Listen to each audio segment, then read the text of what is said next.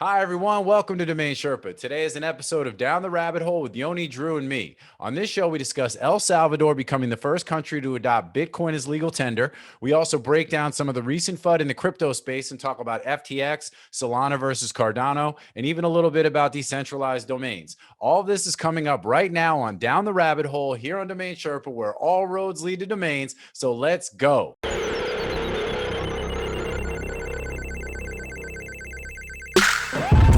It don't matter what you say, there ain't no way that you messing with my team today. It don't matter what you do, I will not lose.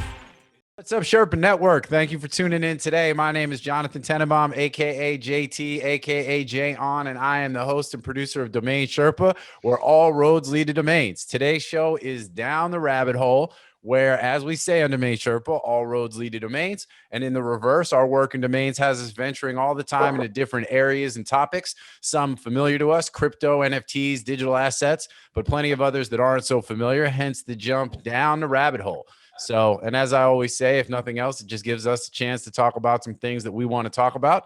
And hopefully the audience and y'all find it interesting. And as always, just hit us up with a comment if you want us to dive into something, more thoroughly, or if you have something you want us to kind of talk about, or you have some interesting feedback on something we've been talking about, just get at us and it's all good.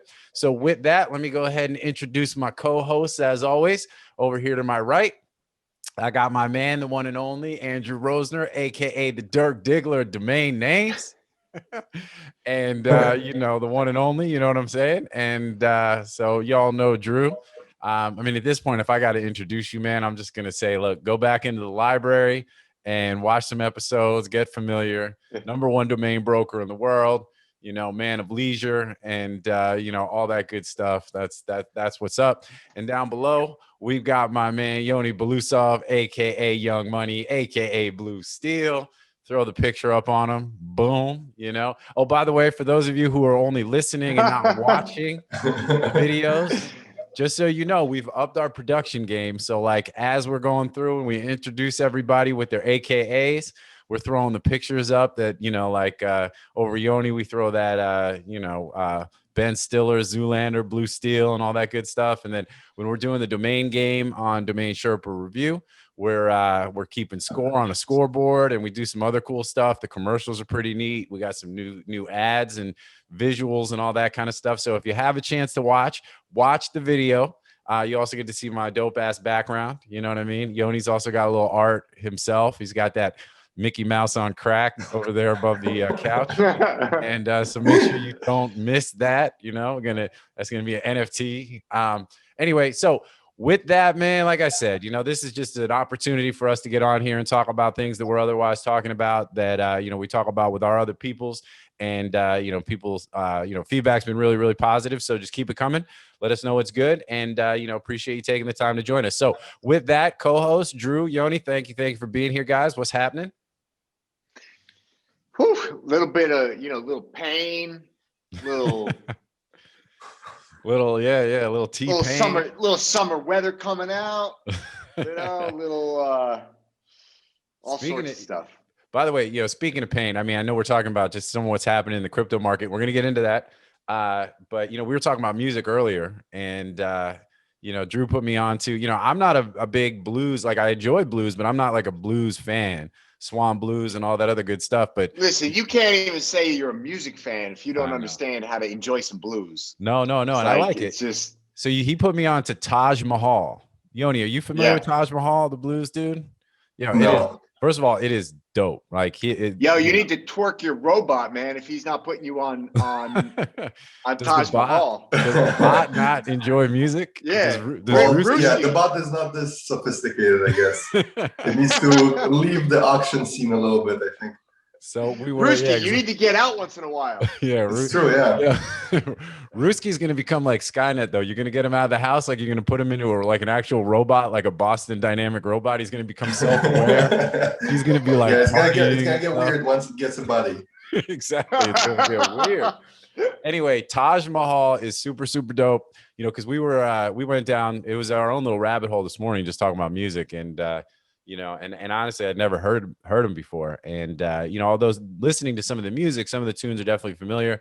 I think I've heard some of the stuff sampled in some hip hop tracks and things like that. But what was the joint, the trunk joint that is like the one that you initially put me onto, and then Leaving Trunk Alone. Leaving Trunk Alone. Yeah. Yeah. And it is like if you need a place to start, you go to Taj Mahal. You start with Giant Step is the best album in my opinion, and you can work your way up from there. But Leaving Trunk Alone is like, that's one of my, you know, if I had to create like a life playlist, that would be on the list.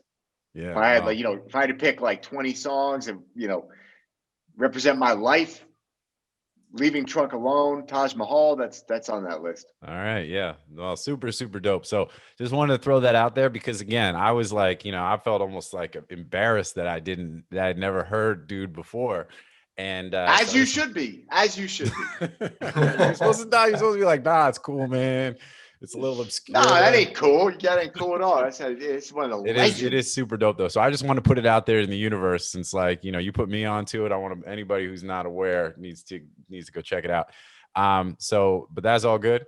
All right. So now as we pivot away from music and pop culture and you know, so yeah, crypto, man. I mean, it's you know, it's been 2 weeks, right? So that's like, you know, it's like dog years out here. So 2 weeks is like 2 years with all this. I think it's dodge years. Doge years. Doge years. It's Doge years. And so we had the Bitcoin conference that went down in Miami, which we didn't attend. I should have drove down there, man, but it like sold out like super fast, and you know, and it looks like it was a scene. There was definitely a lot of like, you know, like a lot of cool, wild stuff happening. And you know, so first of all, you think that, I mean, you know, is there a bit of a hangover post conference, you know, where it was like, because earlier this week, well, you know, so by the time this show is going to air probably tomorrow or by the weekend. So Monday we had a dip, you know, we saw like Bitcoin trading really low volume, looked like it was going to, you know, it was either going to be going up or it was going to be going down. And it looks like it picked down. And then, you know, and almost everything kind of not bottomed out, but everything dropped a decent amount. And so what do you guys, you know, so what do you think? Any ideas of what led to that? Did it have anything to do with like just what was going on in the space with the big dogs, or was it just, you know, is it just kind of what it is correcting? What do you guys think is going on with that? Well, I don't really look too much, I guess, too much into the short-term trends, because to me it's just kind of, I guess, noise. It's just on the long term, that's when it evens out, and then you can kind of see a trajectory. Yeah. But at the same time, I mean, there's just, you know, there's always this FUD that surrounds Bitcoin, you know, the fear, uncertainty, doubt. And there's kind of like the constant recycled stories of, oh, well, Bitcoin sounds like it got hacked and it wasn't. Sounds like, you know, like, again, I guess a continuation of that FUD of that has to do with energy usage. And then, you know, just, I mean, government bans and government bans. The China one, also with the mining bans. Then at the end of the day, it sounds like all of that is like BS. And the end result is that now Bitcoin is an official currency in El Salvador. So well, let's talk about it. All right, that's a great segue, man. So, but I just want to point out that effectively, like, it seems like everything that's bad. I mean, if you look in these cycles, it's just a repetitive piece. I mean, everything that's bad happens to be not really relevant, and then, you know, something good pops up and it just carries it to the next level. Yep. Yeah. And that's the thing. The El Salvador thing, I think, is pretty incredible, right? And you know, that's one of the things for me that you know, I always felt like just, you know, big macro kind of level like thought around Bitcoin and just, you know, adoption and use is that, you know, I always felt like anywhere that you've got these countries, I mean, in the US, right, we're printing money like it's going out of style. And you could even, you know, argue that, you know, that's creating inflation. You know, we're going to see maybe hyperinflation and, you know, whole stagflation, whatever, a whole lot of inflation up in this bitch. You know what I'm saying? And, you know, and we're the most, you know, stable country in the world, right? To some degree, right? You know, so looked at all that kind of shit, shining house on the hill. But, you know, so, and we're kind of fucked up, right? So you've got countries that are really fucked up that, you know, their currency is a mess, right? Their Well, their and economy is a also mess. as far as I Well, El understand, Salvador's U.S. dollar, so they yeah, don't yeah. So actually have in a a way, currency that crisis. potentially puts them in an even worse position, because then More the US devalues it, disadvantage. and then hence their own currency gets devalued because they use the US dollar, but they don't get to gain the benefit of devaluing it themselves. So it's like this created extra revenue for them that they, or extra cash out of nowhere that they can use for, instead of taxes or to fund whatever projects. They effectively get the disadvantage of being devalued without the advantage of being the one devaluing it. So yeah, they don't get the seems policy like for benefits, them, right? it's an excellent. First of all, I mean, just as Well, far as game it's theory no is different. concerned, It's no different than being a shareholder in a company, and the company decides to issue new shares, and you as a shareholder get diluted. The company benefits because it's actually getting cash in for the new share issuance. But you as a shareholder, you don't benefit from new shares. It's like, oh, wow, I've got new friends and they're all shareholders now. No, what you've got is a bunch of new shares that dilute the value of your shares.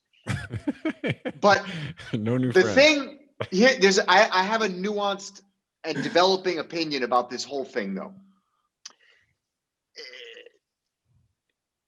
So, including myself, I think that the consensus narrative worldwide from a macro perspective is we are headed towards an inflationary environment. And I've generally was full on 100% agreed with that narrative. I no longer agree with that narrative. And I actually think that we will not see any inflation whatsoever. I think that that is a crock, and that actually the inflation narrative was actually started by the Fed in order to take advantage. Well, basically, you have these temporary inflationary constraints, which, like, supply chain bottlenecks, and factory manufacturing shutting down, insufficient chips to manufacture cars, insufficient capacity to process lumber, all sorts of things that are temporary bottlenecks that are causing supply constraints, that are causing short-term serious inflationary movements in the cost of commodities in particular, but also manufactured goods like cars and or houses, and but I don't really see where the demand side will come from to sustain that, because ultimately those supply constraints will fall off. Supply will revert back to normal.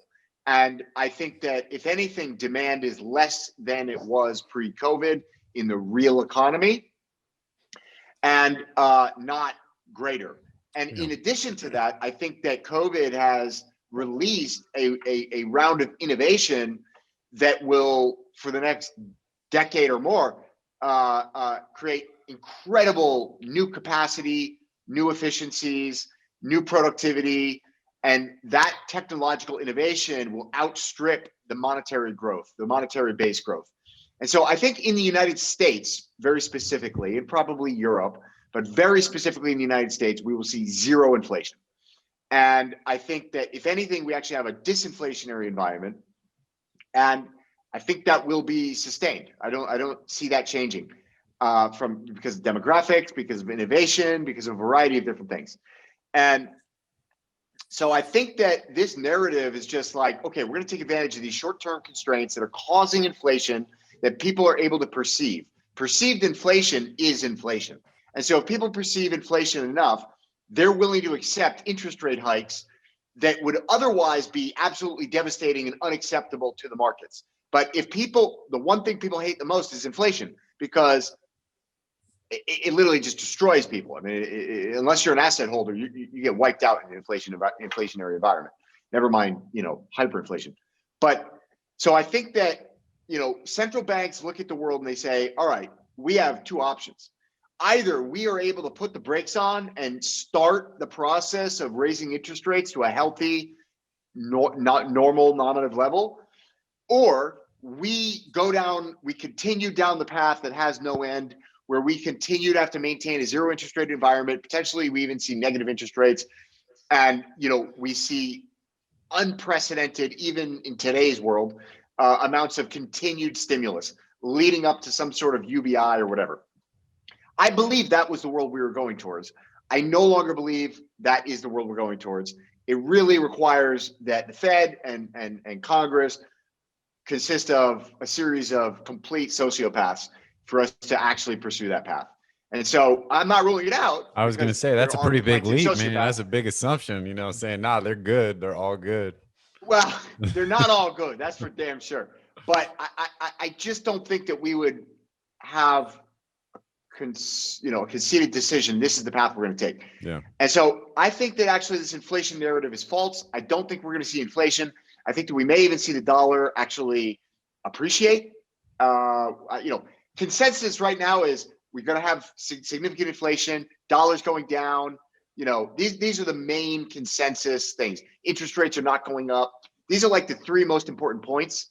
And I think that they are now consensus. And that tells me that it's the exact opposite that's going to happen. Okay. Well, yeah. So I think as that relates to what we were talking about with El Salvador, so El Salvador gets the flip side of that. They will get tremendous inflation from the monetary printing because they don't have the release valve or the innovation or any of these other things that we've discussed that would, prevent it. So I think this is, potentially, I don't think it's going to play out the way maybe people think, but I think it is potentially enormous, not necessarily for El Salvador, although depending on how they play it, it could be very helpful for them.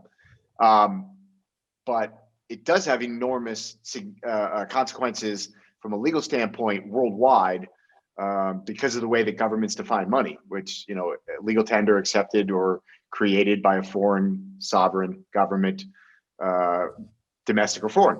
So once it is considered money, which it is, as of today, it is officially legal tender. Okay. So somebody is going to file a lawsuit in the United States against the U.S. government or the IRS, and they're going to say, sorry, you can't tax money. And they're going to say, well, it's not money, it's property. And they're going to say, well, here's the fucking code. And the code says that money is legal tender authorized by a foreign or domestic government. More money, more money.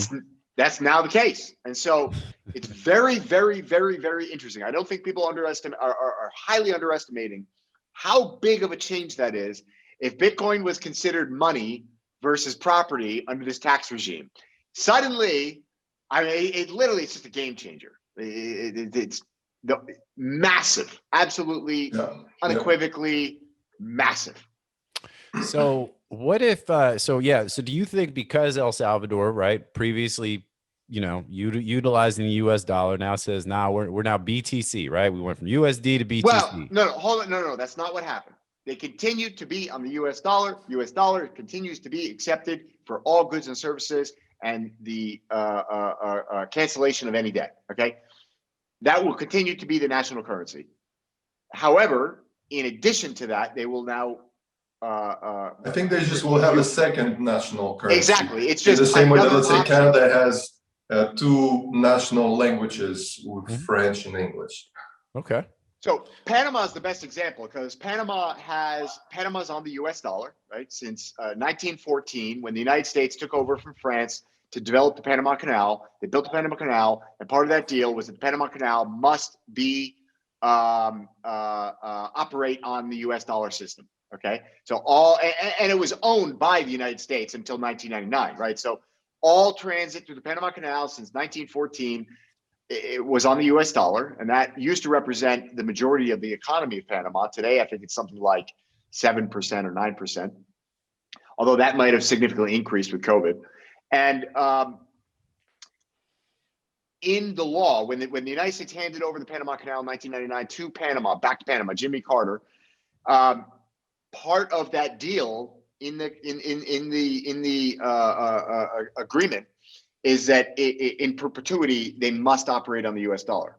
And so but it does allow for them to create coinage. They can actually create their own coinage, and so they have the bolivar in addition to the US dollar, the official currency, the currency of the country is the US dollar. Everything is done in US dollars. But you have bolivars, coinage, not paper notes, but only coinage, which are freely exchanged for dollars within Panama. And so it's basically the same thing. You'll have the local currencies continues to be the dollar, but you can also operate on BTC, interoperable with the US dollar. All right. Well, so have you seen anything that talks about the motivation for doing so why they do it? Because they felt they needed independence from the dollar, because Bitcoin has become so popular and the adoption now, and you've got big banks and, individuals and, consumers and everything else. So what is the motivation to say, hey, we want second currency. We want it to be Bitcoin? Number one is innovation. It's just bring companies to El Salvador who will create jobs, create GDP growth, and create innovation. I mean, that's absolutely the primary driver. It's basically a Hail Mary. I mean, it's actually a no-brainer because he has nothing to lose. Yeah, exactly. Okay, so. Well, and it is a game changer. And, so now that's brave new world, right? And like you said, I mean, literally as of today, right? Which will be 2 days prior by the time the show airs. But and then, so what do you think happens because of it though? I mean, does that by itself, and we haven't seen an enormous spike in First and foremost, his plane goes down with unexplained engine failure. That's probably the first thing that's going to happen. Hey, he already made the announcement, man. You know what I'm saying? The horse is out of the barn. Yeah, but, don't underestimate the United States and their ability to launch a coup. Let's see. I think it's just pure speculation to even wonder what would happen next, because, like I said, I think the biggest implication is that now that it is now considered sovereign money, that has massive legal implications in every jurisdiction around the world. Yeah. So it's going to be interesting. We're going to see lawsuits. We're going to see, discussions and political moves and regulatory moves. And I don't know how it's going to play out. Yeah. Well, I think the more important part is really that this just sets some sort of precedent, right? I mean, it's no accident that right after El Salvador did this move, you have Paraguay tweeting about potentially doing it, Brazil, Mexico, like a bunch of other countries in Latin America. Even Panama. Yeah, Panama. Yeah, exactly. So in other words, I would put the chances of Panama doing it, I would put them at 0. It doesn't matter. At least there is obviously some sort of pent up demand. Like in other words, it's kind of like when when that guy who bought like 2 pizzas for 10,000 bitcoins. It's not like that was a significant delivery of value, but that's not the point. The point is that it's effectively a proof of concept that once this has happened, now other people effectively for them to do that, it's a lot lower of a risk. So effectively, it's almost like the pendulum has swung that way to allow for governments to do that. And later on, you might have effectively governments start hoarding Bitcoin. Just create a central bank will have a bunch of Bitcoin.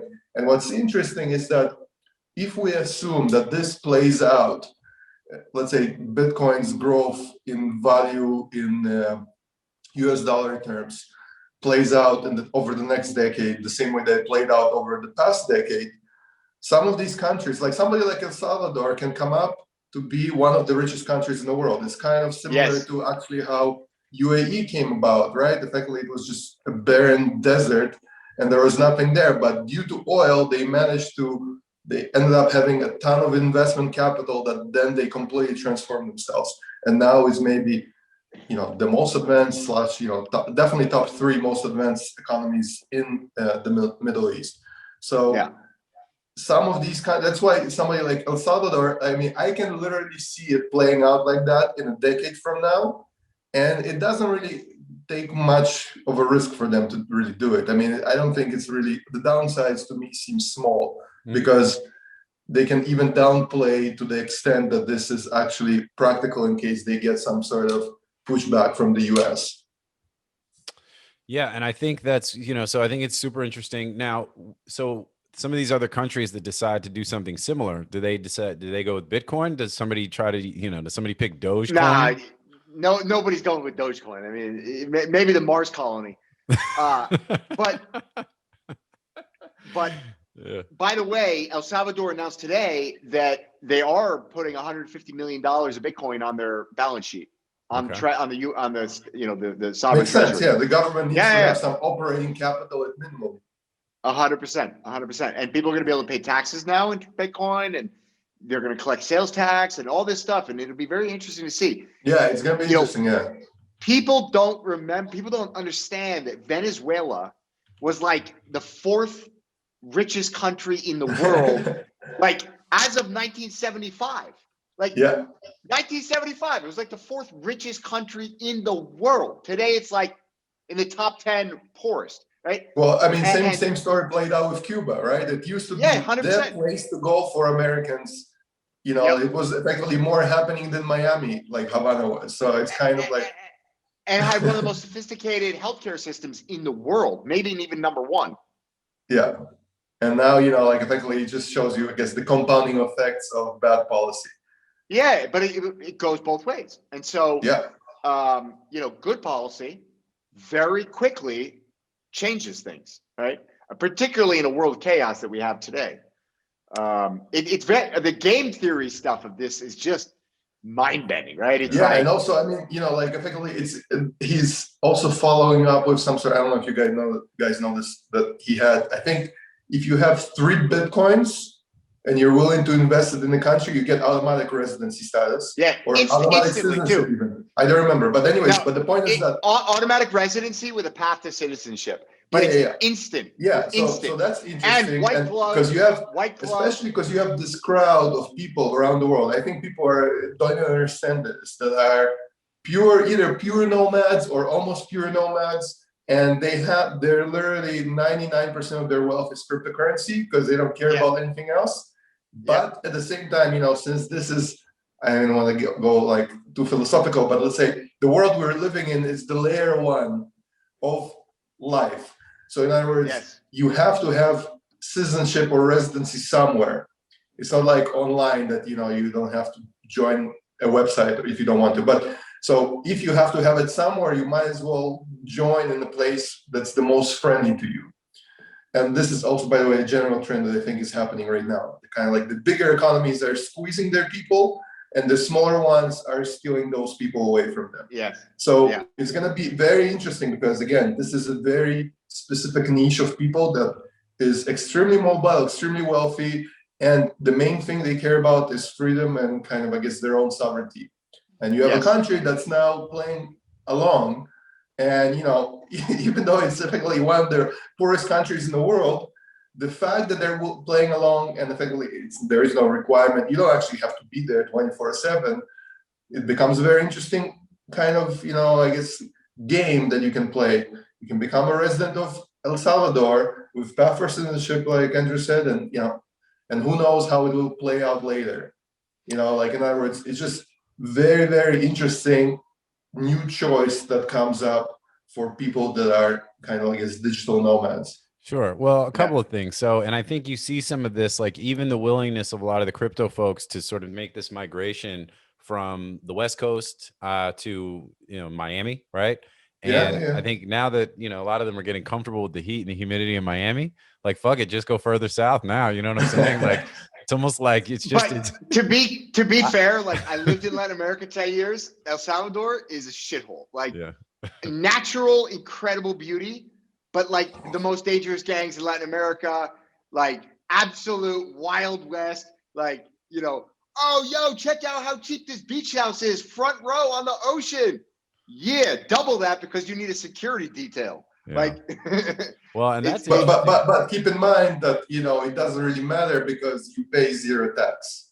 El Salvador. Okay, here, none of this was on my radar until this happened, and as of reading through this stuff, and I think the president even put it in one of his tweets, but I didn't realize El Salvador has no property tax. That is, to me, like that's like almost one of the most intriguing parts of this whole equation. It's like, wait a minute, not only is El Salvador the first country to do this, but the fact that El Salvador has no property tax is like an entire other level of this game theory that could play out that's quite interesting, because that has implications. Also, like, it's almost like a whole other subject, whole other show. But like the fact that there's no property tax creates almost the ability to create absolute sovereignty. And so it's pretty interesting. If you can make an investment there, get residency that leads to citizenship, own a piece of land where you have actual, real, sort of first layer title to that land, that's pretty important. Those are big macro factors.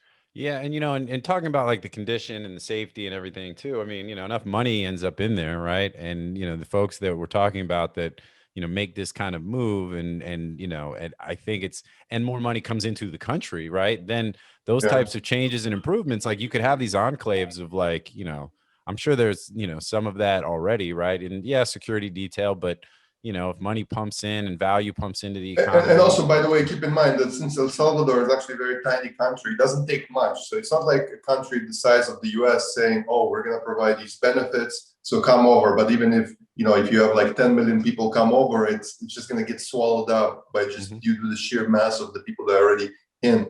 El Salvador is very small. If you have a couple million people coming over due to this, at least, I mean, not necessarily physically, but at least virtually from the sense that they just become resident while being somewhere else, that could be a huge game changer. That could swallow up literally their whole crime problem.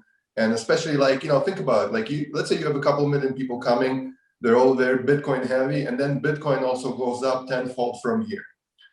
This could become, it could become the quickest story of poorest country to richest country in the world that I think anybody has ever seen. Like literally in a decade from now, it could become top 5 richest countries, and nobody's even noticing that this could happen right now. Yeah, well, it's like that meme that shows that really futuristic, clean city, and they're like, this could be where we live now if, and it's usually the way the meme works is if it's some like benign thing, you know what I mean? Where if it's like, oh, if like, if we just stop doing this, or if we just move here, this is what it would look like, right? And in fact, Billy, throw the photo up. You know what I mean? So for the video, for the folks watching the video, you'll see what I'm talking about.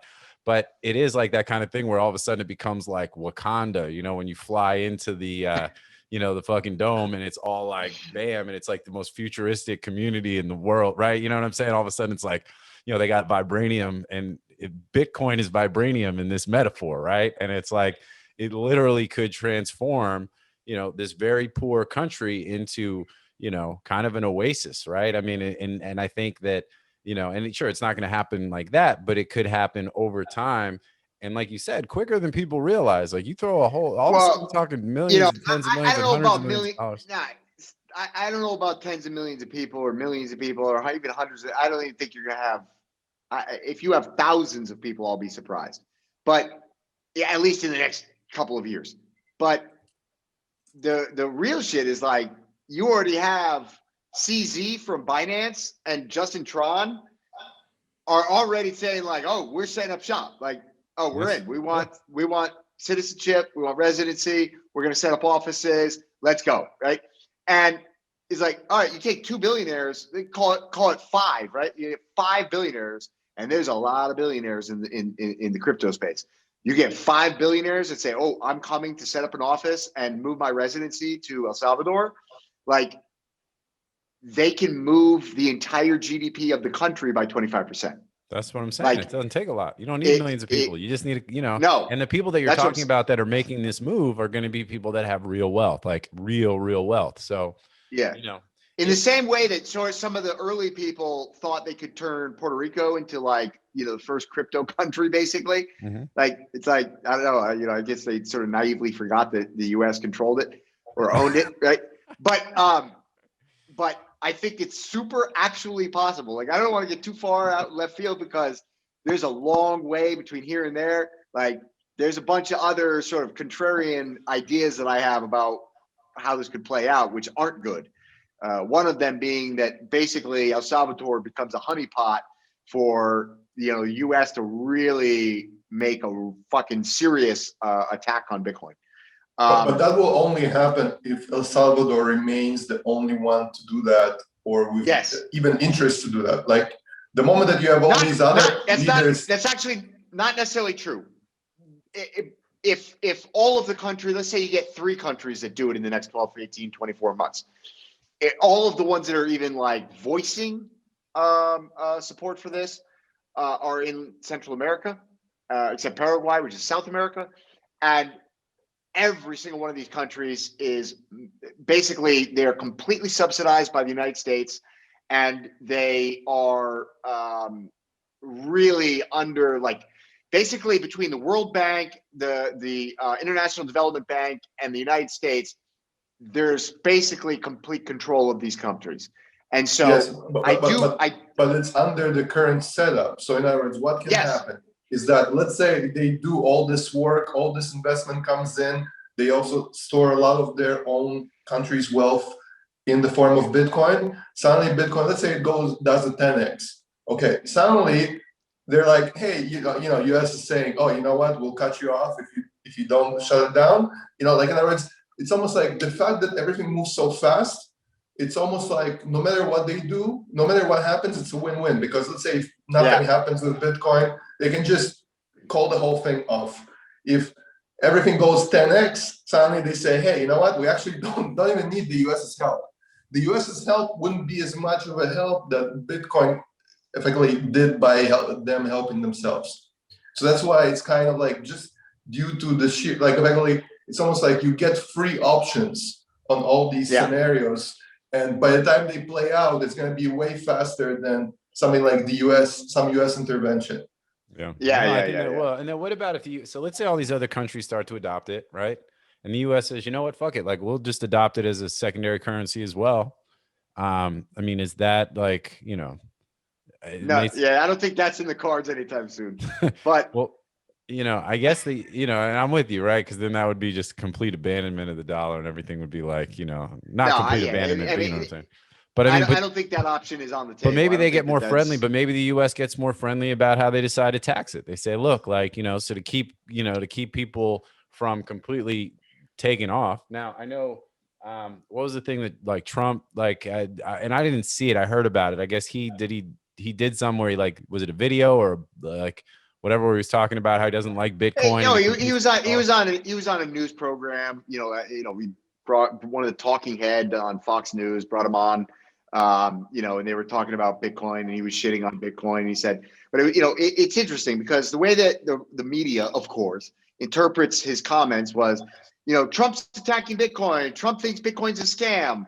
Trump thinks Bitcoin should be regulated into oblivion.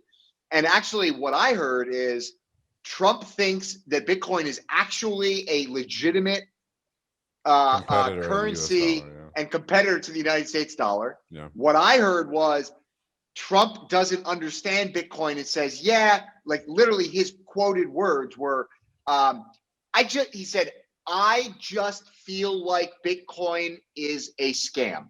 That's what he said. I just feel like Bitcoin is a scam. To me, what that says is, I don't understand Bitcoin. Number go up technology feels like a Ponzi scheme. I am too stupid to actually dig into how this all works. I don't even use a laptop. And so that's why I always, when these people voice their opinions, I mean, I would never go to my grandmother and ask her to explain, say FTP for me. Like, I mean, who cares what people actually think? If they're not even, are they not in that industry? It's not like he's even in tech to be able to voice his opinion. He's also fucking old. Like, I don't know if you guys ever dealt with old people in tech. They're not the ones who are explaining stuff to you. You need to explain stuff to them. So how would that even make any sense, or I guess be relevant what he even thinks about that? You can also ask him about all other tech, like, oh, what about like Neuralink or whatever else? I mean, what's the difference? Just say, it's a scam. As anybody who's ever had to hook up a printer for an in-law, you know what I'm saying? Like, it's like, like you get it. Absolutely. I'm with it. And he's not really known to be the most intellectually curious dude to even, like you said, he's not, I don't even think he uses email. He missed the last 25 years of technological innovation. I mean, the guy literally never adopted the computer. Like, So, oh yeah, that's funny shit. But all right, so with that, let's talk. So another thing that happened this week, interesting, I think, around crypto, is this the gas company, the they paid the ransomware and then they were able to pull the ransomware back, or I'm sorry, they used ransomware, they got the ransom. Then it looks like the FBI or whoever was able to get the ransom back, right? So my understanding is that took place because these folks left their the key on the server, right? So Yeah, it sounds like effectively they're just really bad hackers that are in the crypto field, because it's just like, again, effectively they use the custodian for their crypto. And the US, sort of, but the mechanics of it turned out like that. Like, in other words, he didn't have the private key; somebody else had it. So at the end of the day, yes, the US can go to whoever has the private keys, and if they're in the US jurisdiction, and even if not US jurisdiction, because the US's reach is very wide, they're obviously going to be able to to get it from them. So, like, I mean, but the whole thing was hilarious to me because it was misinterpreted like Bitcoin was hacked. It's kind of like, again, people who don't understand will say this, but it's not really what it means in terms of what happened. So, all right, 2 points. I don't think that it's because people don't understand it. I think that it's intentionally, that narrative of Bitcoin was hacked is intentionally created in the media, not accidentally because people are stupid. Yeah, maybe. I think that it's actually intentionally driven. That narrative is driven that way. Second is, I actually suspect, I'll probably get killed for saying this. No, but I actually think that there's a reasonable probability that this is all a sham and that the actual hacker was the FBI. Like, that this was part of a larger operation and that they actually had the private keys, and that this whole, we recovered the coins is all a farce. Quite honestly, if I had to take a wild fucking guess and I look at all of the possible scenarios under which this whole thing took place, the one in which some really smart hackers hacked a huge pipeline, negotiated with these people to get a $5 million ransom, and then left their private keys on a server, like, that is like the lowest probability. That's why it seems like quite unbelievable. The lowest probability, the lowest probability outcome that I can imagine. I can think of a lot of situations other than that have a higher probability of reality. Well, and also, keep in mind that effectively, whether or not Bitcoin is hackable is effectively self-evident from the fact that there are accounts with almost 1 million Bitcoins that are available for anybody who can hack it. So literally there is almost like an outstanding reward for Bitcoin being hacked. So it's the largest honeypot. Yeah, it's the largest honeypot on the face of planet Earth today is in the Bitcoin network. Huh. Yeah. Well, I mean, I think that's a great point. But I guess what would be the point of the FBI being, to take the other side of your theory, right? And it reminds me, I can extrapolate on that, but I'm not going to do that today. All right, fair enough. It reminds me of the Simpsons episode where Homer starts, doing sort of like talking about conspiracy theories, and he says all this crazy shit, and it turns out one of them is actually true. So he gets kidnapped by, this group of like shadowy people. And he's like, which one was it? And they're like, it was your expose on the island of, like whatever, like, puppet masters and stuff. And, so I'm with it, man. But, yeah, I mean, it's just interesting, but I think it all kind of goes into, and this all ties it together. Well, if you look at this big crackpot, if you look at this big crackdown that they just did, it was it was like one of the largest like criminal takedowns ever. And, the FBI set up this honeypot. They basically said they found the manufacturer of these like super, it was like a private network, highly encrypted communication device, like a phone, except you're not connected to the telecommunications networks. It's an encrypted network that these devices can only speak to each other. And they found the manufacturer of that. Then they continued to market these things, manufacture them, sell them online. They were $2,000 a piece for these phones. It literally like went viral within the criminal underground. Every fucking super criminal in the world suddenly was using these devices, and the FBI could hear every single conversation that was being had. All the text messages, all the communications, unfiltered. These people were super like brazen because they thought, they weren't even using like code words anymore or any type of cover up. It was just like, yo, this is super protected. And so they were just wiling out. And then, they had this coordinated takedown. They arrested like 800 super criminals. They prevented something like 75, executions, and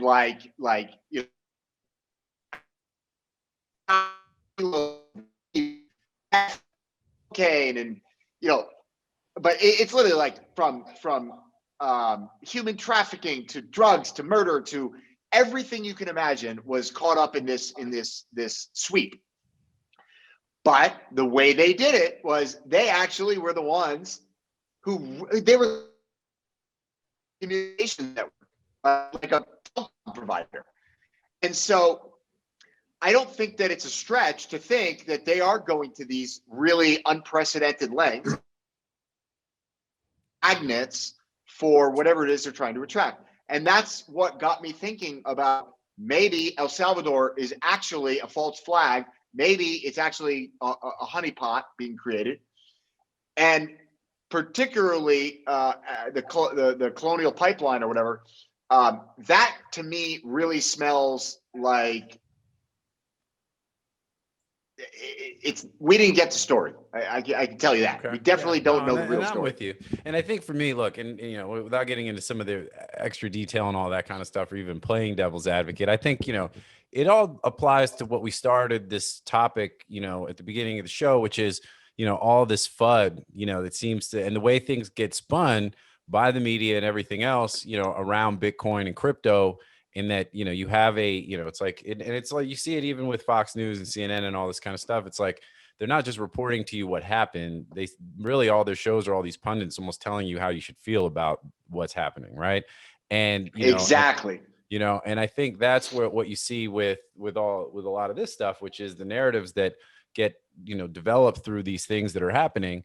And, they're all, a lot of them are intended to throw shade and, kind of in a negative light, for Bitcoin and crypto and everything else. So, I think it's interesting. I think that's a lot of what we saw, but at the same time, if you saw what was happening over the course of the last week and the Bitcoin conference and everything else, I mean, and then the El Salvador thing, if it is genuine and legit, which I believe it is, I'll take the other side of that from you, Drew, but and I think it's going to be, no, I don't. I'm not saying I actually believe in that scenario. I'm just saying it's something that we should be conscious of. Yeah, for sure. Because it is a possibility. Yeah. And also, by the way, keep in mind that Bitcoin itself could be the most extreme honeypot of all time. 100%. So nobody knows who Satoshi is. That could be the CIA or FBI or whatever. I mean, that would be crazy. In fact, I would argue that it's probably like of the three most prominent, let's say speculations, it's one of the most likely, right? Like, yeah, I mean, but at that point, I'm not even mad. I'm just impressed, like how that. Yeah. Exactly. It's like, hat tip, like, okay, well played. Well, I mean, that's its own whole rabbit hole. I just hope they aren't up in Solana. Yeah, well, speaking of Solana, that's why, by the way, that's another way to think about it. That effectively, a lot of people use Bitcoin as the security for crypto in general, but perhaps you need to diversify away from Bitcoin just due to that possibility. And this is a great segue into something else that I want to talk about, because we saw at the Bitcoin conference, right?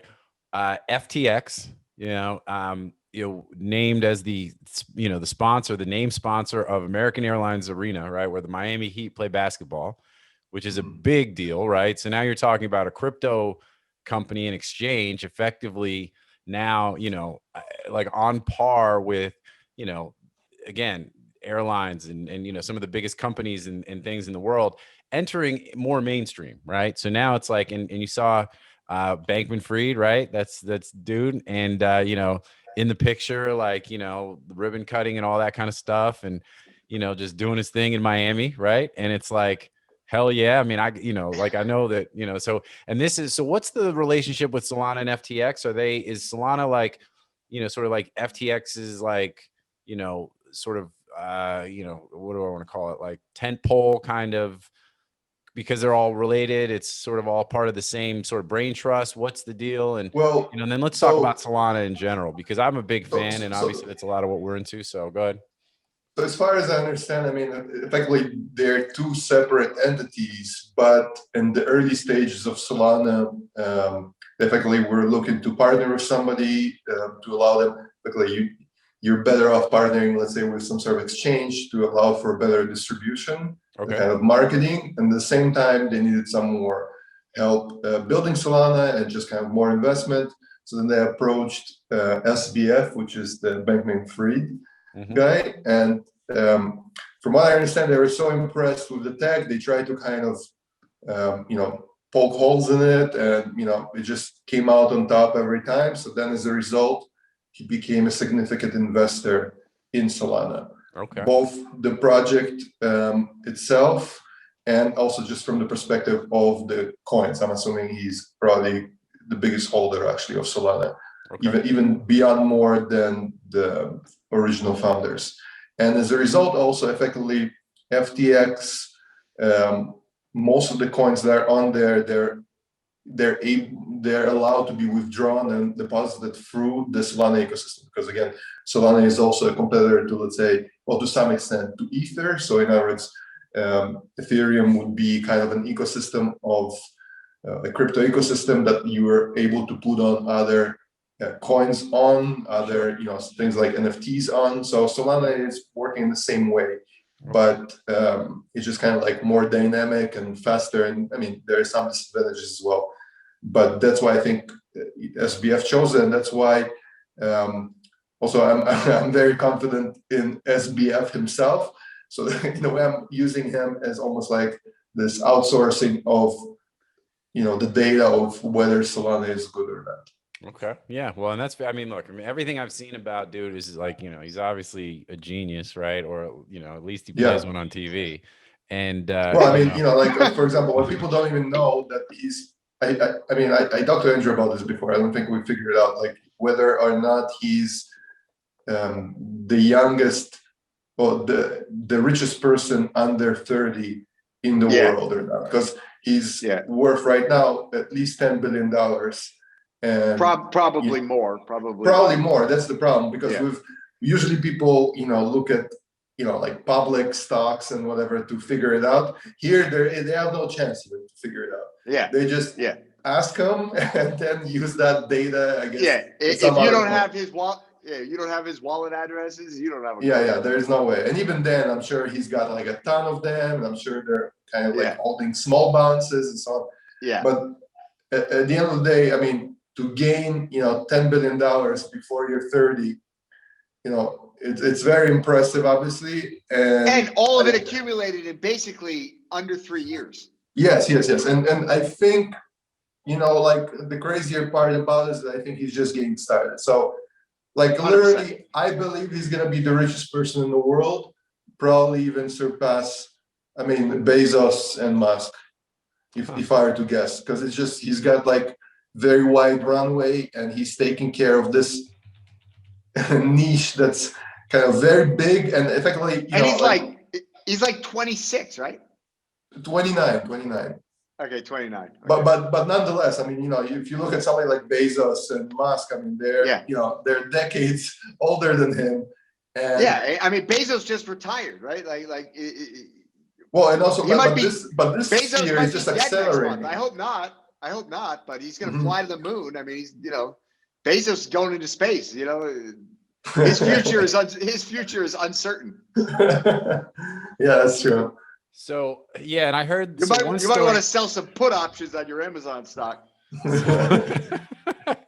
So one story I heard, and I don't know was this in the down at the Bitcoin conference? Like he was literally in line at a club, and he wasn't getting in, and because it was like too cool for school, so he just literally like bought the club like while online, and then just rolled up to the front like, you know, like I'm the captain now, you know, that meme from the fucking Captain Phillips, Tom Hanks movie. Like, you know, I don't know how much of that is true or whatever, but you know, I don't know, man. I mean, if some of that, like, first of all, that is a badass baller move. I mean, and if nothing else, it's like just add to the legend, you know what I mean? And but yeah, you know, it's like for those watching, you know, or you know, Billy, throw up the throw that up there, you know, like I'm the captain now.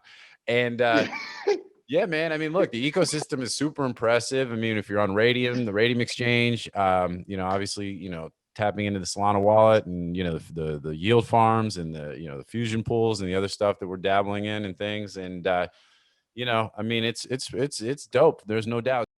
Get money.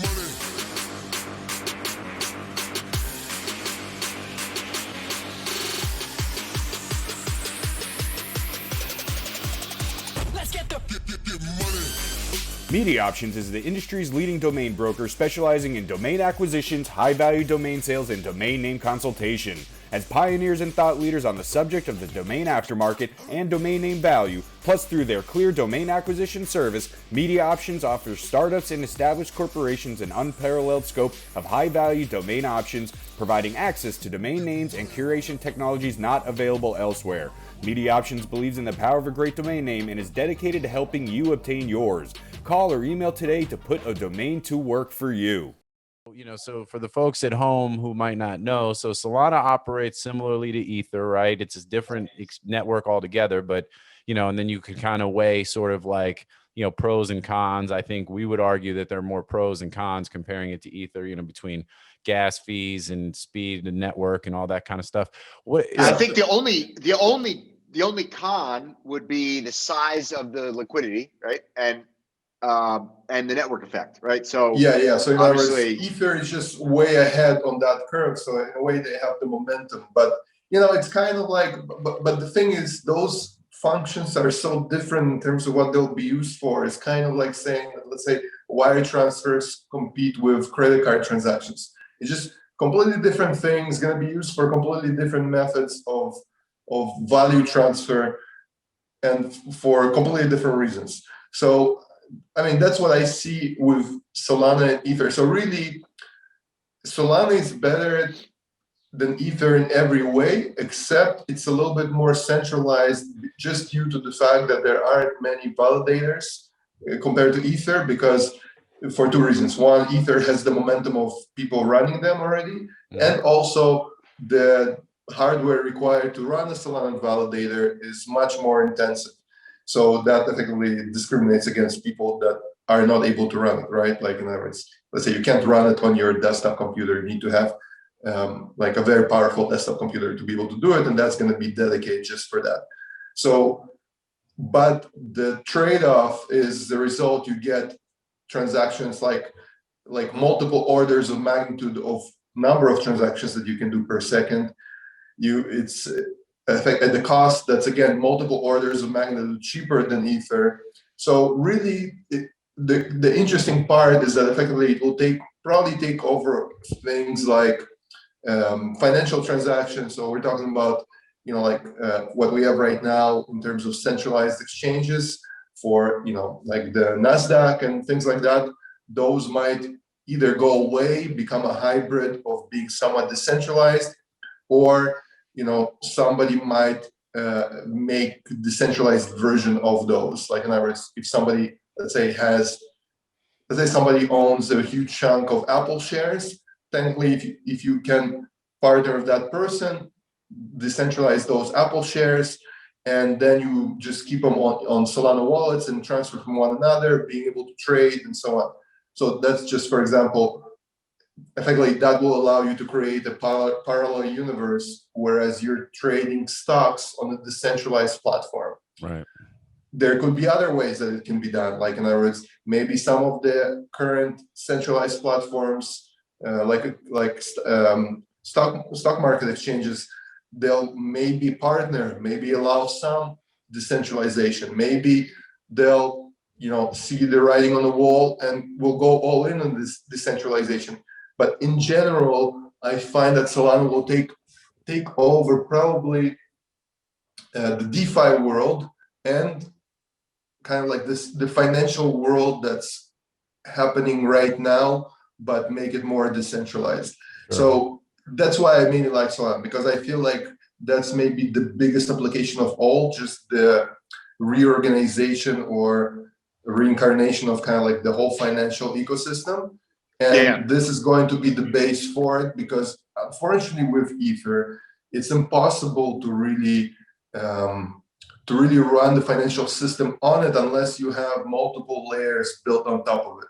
And I don't know if it's really necessary to do that when you have a competing project that can do that on the first layer. Yeah, no, I think that makes sense. And just to be clear, everybody listening, this is not investment or financial advice in any way, right? Yeah. This is I'm just describing. No. But it's all no. I mean, that's a disclaimer we should be throwing out in the beginning. I just always forget to do it. Yeah.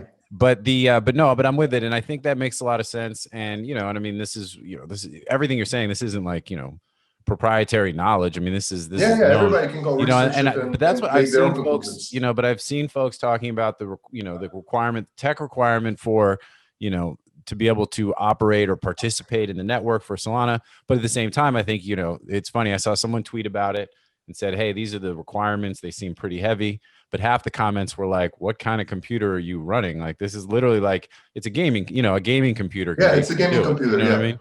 So it's not like, oh my God, like this needs a NASA supercomputer to operate. It's just, but you need a decent computer rig. But those are, I mean, that's the world we live in now, right? So it's like the thing is, right now, the other thing that like really this issue that people have with it, I feel like this issue will auto-solve, let's say, a year from now, because let's say we're going to have maybe an order of magnitude larger number of validators. And suddenly this issue that was the only issue becomes a non-issue. And then once it's a non-issue, it's a no-brainer for it to be used for all these DeFi applications effectively. Yeah. Like it doesn't mean that Ether goes away because of that, but effectively the way it will play out, it's almost like this bizarre, natural selection that's happening in the digital world, where protocols are both taking their own niche in the ecosystem of just the digital world and financial instruments. And at the same time, they're constantly evolving to be better at that niche. Yeah, and sure. I mean, it doesn't mean that everybody's going to survive, obviously, because that's also part of the process. Yeah, some protocols effectively die off and new ones will appear. But, a lot of times, a lot of these things, they just need time to play out. So that's what it's all about, just watching it closely and seeing what happens and trying to extrapolate what will happen in the future. Sure. No, and I'm with that. So what about something like Cardano? Would that be a competitor of Solana? So Cardano in the future a competitor. Yes, it could be a competitor. The real issue is, at least for me, why I don't like it personally is mainly because it's been around for a long time. And even with that, so far, they don't even have smart contracts. So all these DeFi, let's say, ambitions that, there are on Cardano, they are not close to playing out yet because nobody can even build on it yet. Like in other words, all of these things actually have to do more with momentum, and it's kind of like, so to me, what that tells me is that maybe it's either the tech isn't there yet, or maybe this specific tech isn't going to work, or it could mean that the team is just not that great, or they're maybe too slow. The point is that, like in other words, right now there was a Solana hackathon that had, 10,000 people attend. Like it was a digital one, but nonetheless. So effectively, this means that these are people that are interested in building on top of it. And back in, I guess February or something like that, there was a earlier hackathon that had 1,000 people attend. So you see, like the scale here is just, it's all very, very fast and forward looking. The problem is that like a hackathon is not even possible on Cardano yet, just due to the fact that you can't do smart contracts yet. So nobody's even going to bother trying to build on it because you're effectively building on an empty shell. Right. So, that's really the issue. For whatever reason, it's not there yet. I mean, maybe it is a very technical issue that I'm not aware of. I mean, that's also very likely. But to me, I guess it just shows to me that Solana is proving itself.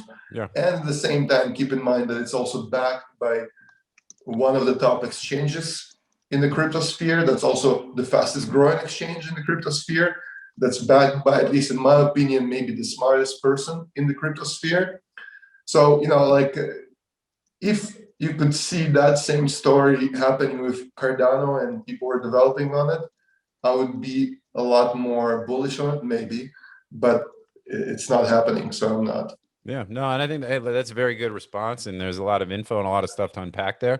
Yeah, I mean, I'm a big Solana fan, right? And I'm a big fan of the Radium exchange. And I just think when, you've gone from investing in stocks, all the boomer stocks and the way that we've, typically I was a finance major in college, right? So it's just crazy to me to see the way that this has evolved and that you've got these now and it, it gets complicated and I'm not super technical. So it gets, kind of far over my head pretty quickly. But when you look at the ability to, do some of these swaps and liquidity pools and all of this other kind of stuff, and like, how quickly it moves, meaning the, how sort of quick the tech is, right? And how easily you can maneuver within it and the return that you can get. It's like, it's hard to say you want to put your money in other things because it's like, and it's just so exciting. And it's like, so like, although there are some things real quick, there are some stocks like Ford is killing it. And there's, opportunity in the real world. I don't want to say real world because that diminishes the crypto side of it. But, there are legacy stuff that, and sort of call the more brick and mortar businesses that have plenty of runway and opportunity and all that good stuff. That's great. But when you look at traditional investing versus what's happening in the crypto space, all this DeFi stuff, FTX, Solana, Radium, and everything else, it's like, dude, it is wild, man. It's hard to not get in there and get so excited about the opportunity, the potential, and it's also new, which is so crazy. Small segue, right? So I 100% agree. I think that everybody who's already involved in crypto in any capacity, it behooves you to go play with DeFi. Go figure it out. Whether you want to go play with, the Solana ecosystem, right? Yep. Whether it's Radium, or Pancake Swap, Uniswap, Sushi Swap, Badger DAO, Sovereign. There's a million different places that you can go experiment between Solana, between Ethereum, between Aave, and now apparently I have to do my homework still, but I think you can. This Sovereign seems like they've created something to do DeFi on top of Bitcoin natively without wrapping Bitcoin. I don't understand how it works yet. My hesitation there is just that, like, the number one thing that I love about Solana so much is the speed and the low fees. And I don't know how you could do that natively on Bitcoin. Well, I can tell you how you can do it natively, because what they're doing is they're effectively creating almost like a centralized exchange, but the purpose of it is not really exchange, is running those DeFi blockchain, right? Stuff. But it's totally non-custodial. It is non-custodial though. It is not? I mean, I'm not, I haven't it's 100%. I'm absolutely certain it is non-custodial. And which one is that? That's Sovereign? Yeah, SOVRYN .app. By the way, what I love about crypto is that, like, the names of a lot of these platforms and exchanges, it reminds me of rappers, right?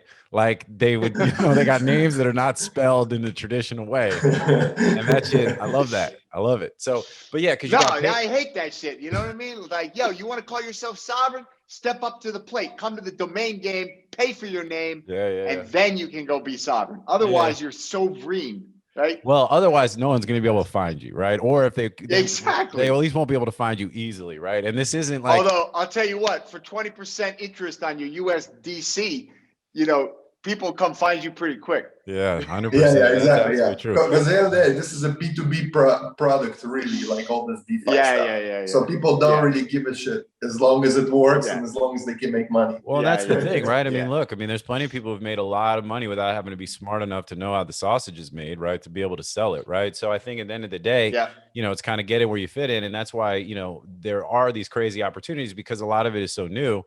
But, you know, you also, that means you got to be careful because, you know, you talk about some of these liquidity pools, these fusion pools. We saw one of them go to zero. You know what I'm saying? Like literally I don't know if it's KIN Ray, like, well, that one is just because the emission rewards ended. So the liquidity pool itself didn't go to zero, just the rewards ended. So yeah, I mean, the end results that a lot of people pulled out. But so the return, okay, so the yield harvesting went to zero. So then at that point, you basically had to unstake, right? Because there was no longer a reward. But what about like, so if I invested 10 grand into that, then the day that the rewards ended and I decide to put, and I harvest all my yield and that's separate, right? When I pulled out and unstaked, would I be taking 10K home or would it have been diminished based on the fact that that yield? Well, it depends on what price the kinetic tokens were. That's the most important. And what price they are when you sell fair. That's fair. And then we get into this whole impermanent loss and everything else. Like that's another thing. We'll do a show on impermanent loss at some point too, because I think we started talking that a little bit on the DeFi Dreams show. By the way, the title of this show is going to be FUD is a Dud. You know what I'm saying? Because we covered that's like kind of the first half. And then we're going to, you know, and then something about some reference to Solana or something, because, you know, obviously. No, we need to, we got to represent El Salvador. You know what I mean? Yeah. Even if he's a dictator and president in a president's suit, we still got to tip the hat to El Salvador for being the first to adopt the Bitcoin standard. That is some big moves. That opens the door for a lot of stuff. There's no guarantees, but it is a natural evolution of the story of Bitcoin. And, you know, look, it plays perfectly with the game theory that was laid out in the early days of Bitcoin by Satoshi, who said, look, you know, you might want to get a little bit of this thing just in case it catches on, right? Yeah. And as he extrapolated out on that, he said, you know, it's like, look, people start collecting it. It's super nascent. Then suddenly people say, ooh, number go up. Then they want it for greed, right? And then as the people want it, then the governments have no choice but to want it or need it, as the case may be. And, you know, it self-fulfills. So it's pretty interesting. So I think I think the title should be a little hat tip, like, you know, Viva El Salvador. Viva El Salvador. You know, well, Nayib Bukele, is that how you say his name? I don't know. I'm not real sure on the pronunciation. I want to say I don't know how close I was, but yeah, man. I mean, he's an OG now. You know what I'm saying? Like he's a made man in crypto. He's like the new Saylor. He's like the new Michael Saylor. Because I mean that's because you know, Michael Saylor, like corporate adoption, it's one thing. But the end boss is really sovereign adoption, right? The end game. Well, the end game is one step beyond that. The first step of the end game is sovereign adoption. The real end game is there is no more national sovereignty. Bitcoin is the sovereign, and we all belong to the nation of Bitcoin. John Berryhill will be rolling off his chair laughing at me after that statement. Yeah, no doubt. So on the topic of John Berryhill, I want to get Yoni's take on blockchain domain names. I did this little podcast with Andrew Alamon. You know, it was very broad. It wasn't a deep dive. It was sort of a, you know, this is where I think blockchain domains could go. This is what actually excites me about blockchain domains. I think I got misunderstood by a lot of people who think like, I'm like, oh yeah, forget about .com. It's all about blockchain domains. That's not what I'm saying at all. I'm not even talking about blockchain domains necessarily from a domain investment standpoint. What I'm talking about is the importance of a parallel DNS on a blockchain that represents a check and balance to the legacy system that perhaps, you know, creates a check to the monopolies in the legacy system, that creates a check on the overreaching governance in the legacy system, and a check on perhaps the cost in the legacy system. Yoni, thoughts? I mean, okay, so and we don't have a lot of time. We only have about 5-10 minutes, and then that's why I was squeezing this in, because I was like, you know, I was taking some taking some heat. I talked to John Berryhill and Zach Moskovich after that post because I just wanted to confirm some details. And yeah, to me, it sounds like effectively, I mean, the trademark thing is just a bullshit move because it doesn't really matter. You know, this is not the first time people have tried to do it. You know, their excuse is just a different tech. Okay, but that doesn't really help with the trademark. Now, let's say if they run a parallel DNS that's going to be used as almost like insurance to the original one, which is the one that's run by ICANN, I think that's an interesting application. Their problem is that they're trying to get, let's say, these extensions that don't exist yet, like something like .crypto, but probably most likely will exist in the next round of applications. And they're trying to effectively, they're almost trying to corner the market on those via those trademarks. I think that's, you know, it's a strategy that's guaranteed to fail. But at the same time, okay, like, I mean, it doesn't, if they're smarter, they would use extensions that cannot exist, because then next round, people won't have the competition. So in other words, right now they're marketing that crypto, they're selling it to people. People are paying real money for it.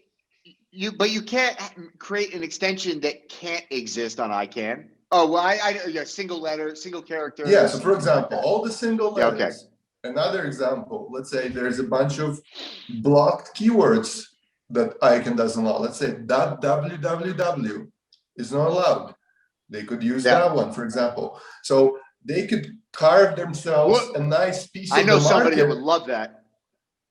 Well, I mean, this is like, if I was them, this is what I would do. I would carve this nice side market that they can really capitalize on that, and they have no authority that can destroy them in a second. Because what will happen is that when that crypto comes out, somebody will get it. I mean, it might be very contentious and whatever, but the same as .web, it will reach there eventually. And then effectively all the people that signed up with them and are bought domains or even potentially want to host a website on it in the future, they're all suckers. Effectively, they just got sold, you know, as in crypto, the phrase goes, they got rugged, you know? They just don't know that they got rugged. Yes. The rug pull. So that's really what already happened. And it's just sad because if they just pivoted a little bit to the point that, again, offering extensions that do not exist and cannot exist, like something, again, like 1 letters or even a bunch of 2 letters, because all the 2 letters are just country codes, except the ones that don't exist. So you could do the only those thing as I'm well. going to say, though, the only thing I'm going to say to you, though, is I think you're basing these opinions on some assumptions that may not be true about what the future of that business looks like. Yes, but the thing is that the way it makes sense to me, I agree with what you're saying, but I think that the parallel DNS argument holds water, and I think that I'm an investor in Unstoppable. Some of this applies to both Handshake and Unstoppable. Some of it is specific to one or the other. I think that Handshake has gone after everything, right? So there are single character, 2-letter, blocked words, all that stuff is on the Handshake. But as far as Unstoppable is concerned, I think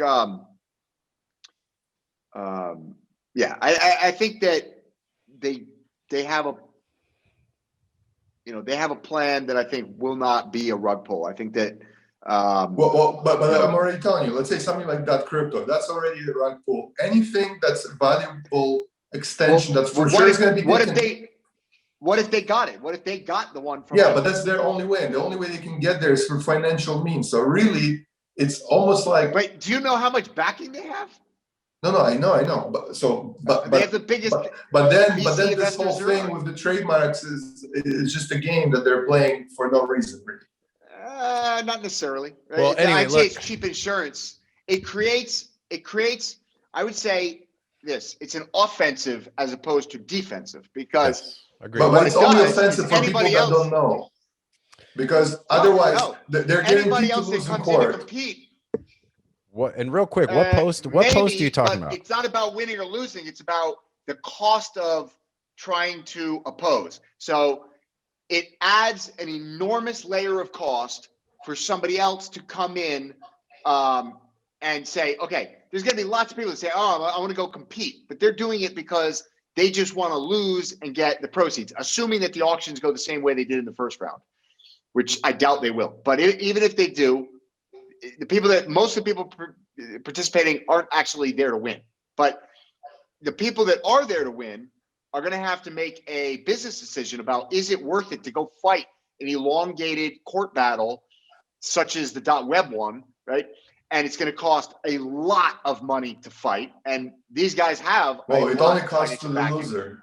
So in other words, I think it's less about in court and more about like, fighting the fight in the auction to try to win it.